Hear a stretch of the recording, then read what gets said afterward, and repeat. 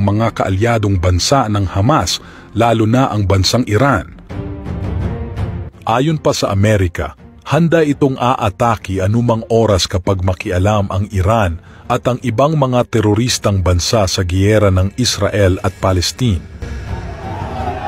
Kung sakaling lumala pa ang tensyon at makialam na ang bawat kaalyadong bansa ng Israel at Hamas, siguradong hahantong ito sa matinding giyera.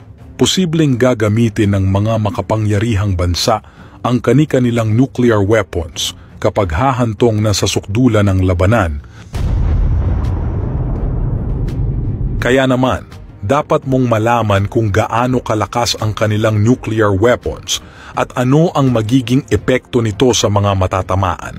Ayon sa atomicarchive.com, ang isang nuclear bomb na kayang maglabas ng 1 megaton na enerhiya ay kayang magbura ng isang lugar na may land area na 80 square miles.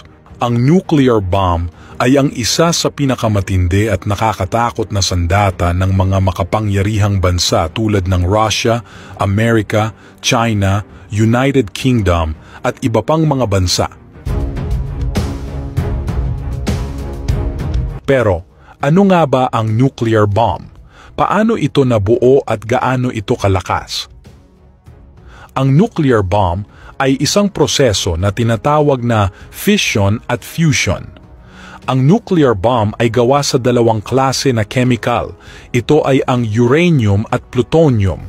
Sa ating mundo, meron dalawang uri na nuclear bomb. Una ay ang tinatawag na atomic bomb o nuclear fission. Noong 1945, ginamit ng Amerika ang atomic bomb sa Nagasaki at Hiroshima na pumatay na maraming tao.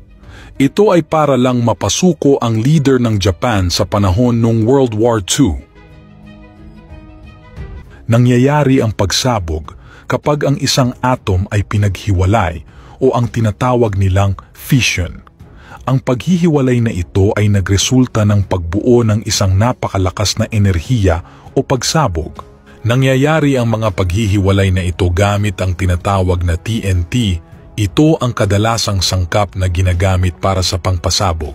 Ang enerhiya na inilabas ng TNT ay siyang magtitrigger upang paghihiwalayin ang isang atom at magresulta ng napakalakas na pagsabog.